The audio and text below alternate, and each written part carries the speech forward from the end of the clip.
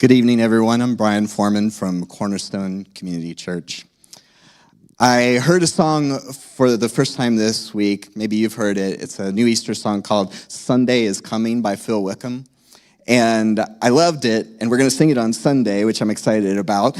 But one of the lines says, Friday's good because Sunday's coming. And while that's true, I think it highlights one of the challenges for us tonight, because what we want to do tonight is help one another to enter into the reality of that first Good Friday, to feel the darkness descending, to hear the curtain rending, to experience the earth shaking. But that's the challenge, isn't it? We know Friday's good because Sunday's coming. But that wouldn't have been the case for them. And so as you think about darkness descending, what is darkness? It's not really a thing in and of itself. It's the absence of a thing. In the physical world, it's the absence of light. In the spiritual world, it's the absence of God. Because God is associated with light. He creates light. He sends Jesus into the world as the light of the world. Jesus says to us that we, his followers, are the light of the world. God's presence brings light. And so when that darkness descended, it was as if you could feel God pulling away. It's his absence. Maybe you have felt the absence of God at some point.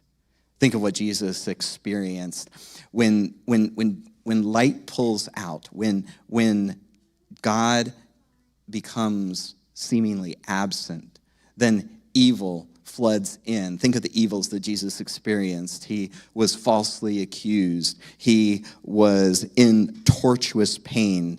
Some of you have probably experienced pain that is so overwhelming that the presence or of God seems so distant.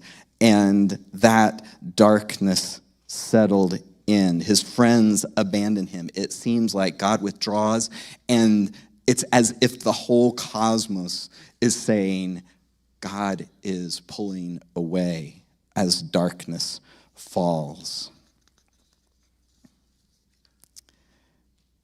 And then in the midst of that, we hear Jesus cry on the cross, Eloi, Eloi, lama sabachthani, my God, why have you forsaken me?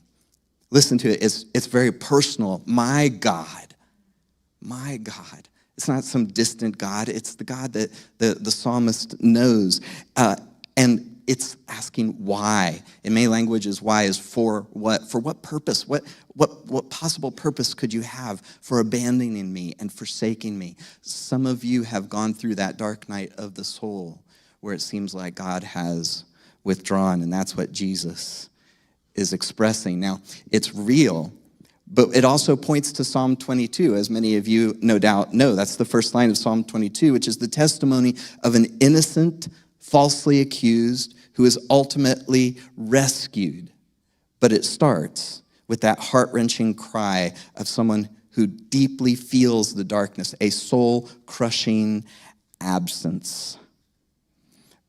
But it also, in the context of Psalm 22, maps out the path to the light. Yes, God's absence can't help but be keenly felt. When darkness falls, evil moves in. When God withdraws, wickedness rushes in to fill the void. We've talked about what darkness is, but Jesus' story, framed in the context of Psalm 22, tells us what the darkness doesn't mean.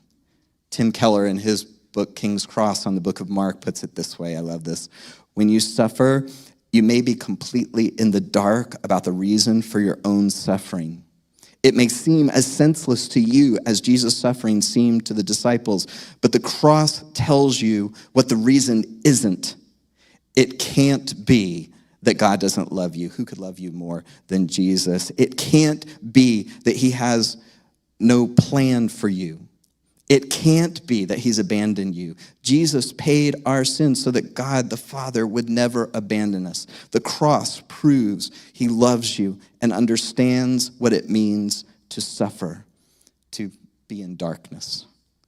It also demonstrates that God can be working in your life, even when it seems like there's no rhyme or reason to what is happening.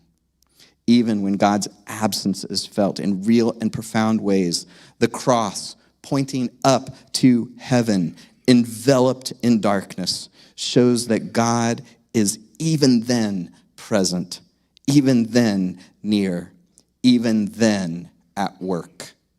Yes, darkness falls, but Sunday's coming.